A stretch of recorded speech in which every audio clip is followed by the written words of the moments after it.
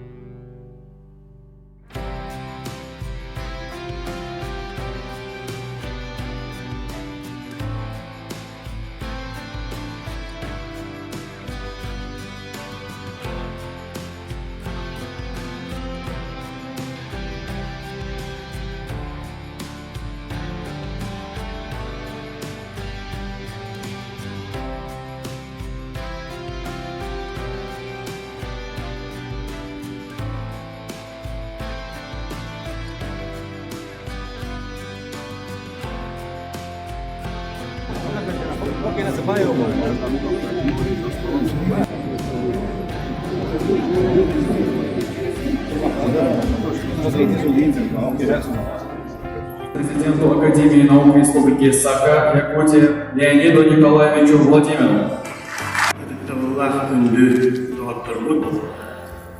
Уважаемый Муслим Магомедович, уважаемый Джамбулат Махидович, мы из Якутии, делегация Якутской Академии наук, ехали практически 3 дня. Якутия находится далеко, Россия у нас очень большая, Якутия – это 1/5 часть территориально Российской Федерации. И вот из этой большой территории пламенный привет Академии наук Чеченской Республики передают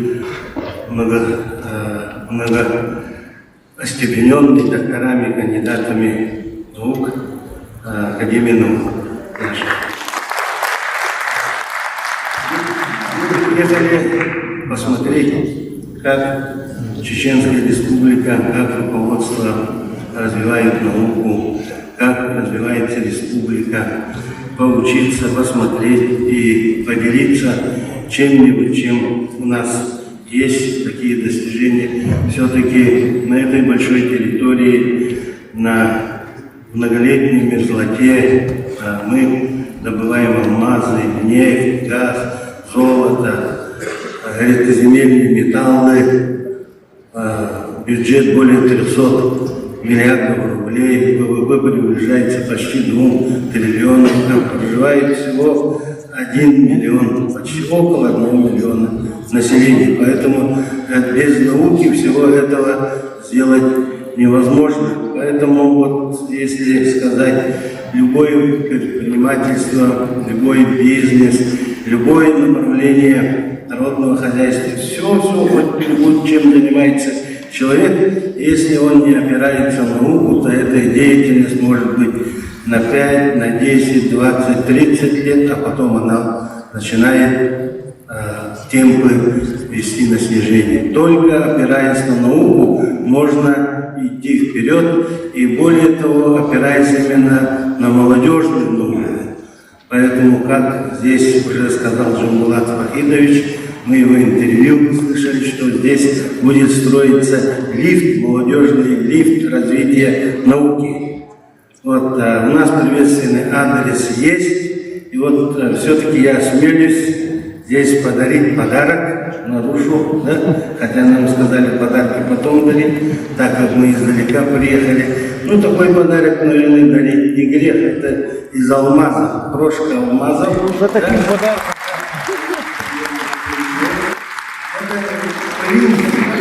А из них можно сделать песчинки, а из песчинок сделать камни, а из камней можно сделать храм, храм науки, чтобы он так сверкал, чтобы чеченские борцы каждую Олимпиаду становятся победителями. Не бывает такого, чтобы чеченские борцы не принесли золотую медаль России. И пусть из чеченской науки выйдет Нобелевский лауреат.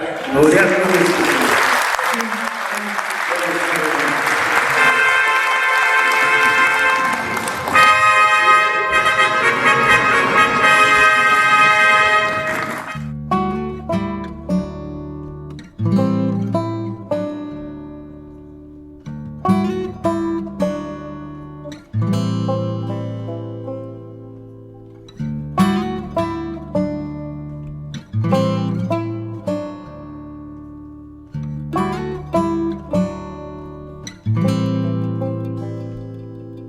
Мы донесем тот опыт, который здесь есть, а вы донесете то, что сегодня здесь услышите, и будем еще обсуждать. Мы, конечно, вот открытие национальных академий, это было очень хорошим делом. Без науки никакое производство, никакой бизнес, он долго развиваться не будет. Именно наука, если на науку будут опираться, наше руководство, вот тогда, наверное, наше развитие не только субъекта, но всей Российской Федерации и суверенитет Российской Федерации будет. Об этом президент поставил задачи десятилетия науки и технологий. Поэтому у нас такой девиз. Ну, и в завершение у нас есть подарки. У него ложка зеленая, да? Ну, вы знаете, что означает зеленый цвет, да? Это для Белорусской Республики, подарочный вариант, да?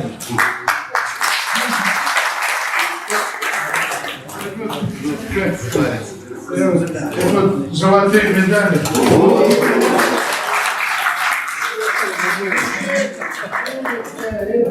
Кремль. Тут Спасибо, спасибо. Ну, это уж башкиры подарили, они сначала у нас увидели, а потом про Туполева говорил и сказал, что в Казани работал, все сделал в Казани. Нет, что сказать, что вы не сказали, Туполев. Это вот татар Дуньясы, это вот татарский мир, у них у башкир нет такого.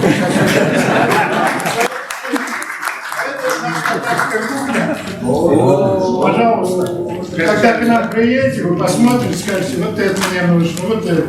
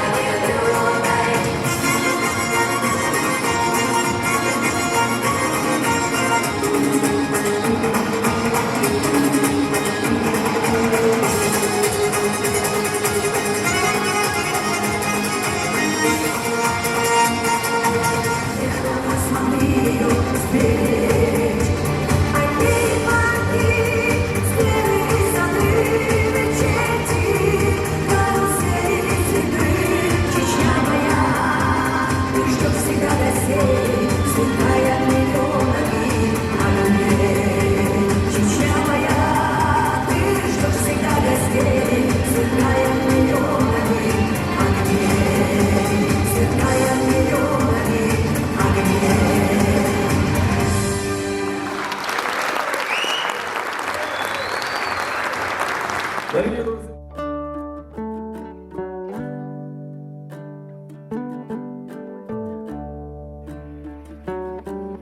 Есть книжки написаны. Я приехал с новой книжки. До 20 минут. А больше советские.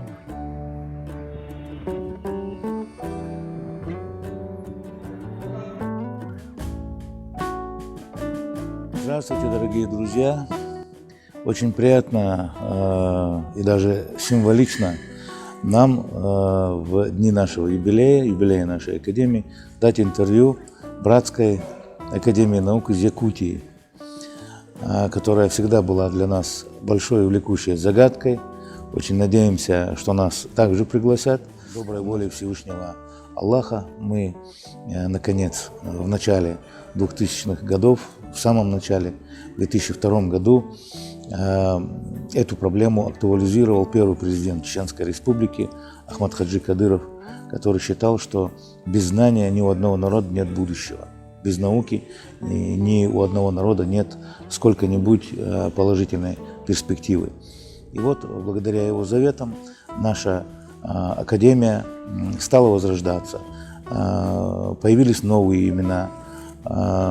Те наши ученые, которые уже успели прославить себя, такие как Хамзат Ибрагимов, такие как будущий президент Академии наук, мой предшественник Шармдин Адич Гафуров, Абдулла Мухаммадович Бугаев, Дени Керим Султанович Батаев и многие-многие другие, и доктора наук, и наши академики стали вот тем связующим мостом времен, когда они, люди очень опытные, наши учителя и наставники, передали нам эту благородную эстафету. Сегодня Академию вот уже полгода возглавляю я, ваш покорный слуга, и главные приоритетные задачи Академии, они все-таки, скажем так, в гуманитарной стороне, в гуманитарной сфере, и особые у нас приоритеты в работе Института гуманитарных исследований. При этом у нас есть и Институт материаловедения, и институты, которые занимаются геофизикой, геодезией, вопросами сейсмологии, физико-математических исследований, химико-биологических исследований и так далее. Здесь, конечно, наиболее проблемный вопрос – это вопрос лабораторной и опытно-экспериментальной базы, которая у нас, к сожалению, не только слаба, но местами и отсутствует в целом ряде направлений.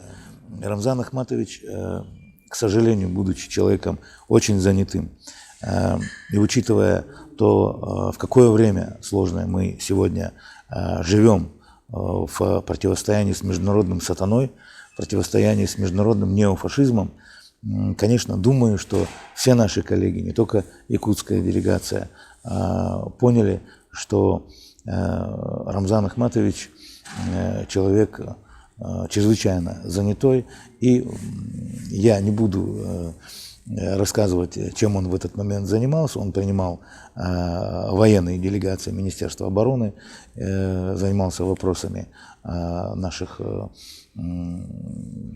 желающих, скажем так, добровольцев отправиться в зону проведения специальной военной операции. И, в общем, у нас с ним, к сожалению, не получилось встретиться. Зато я могу выполнить его волю.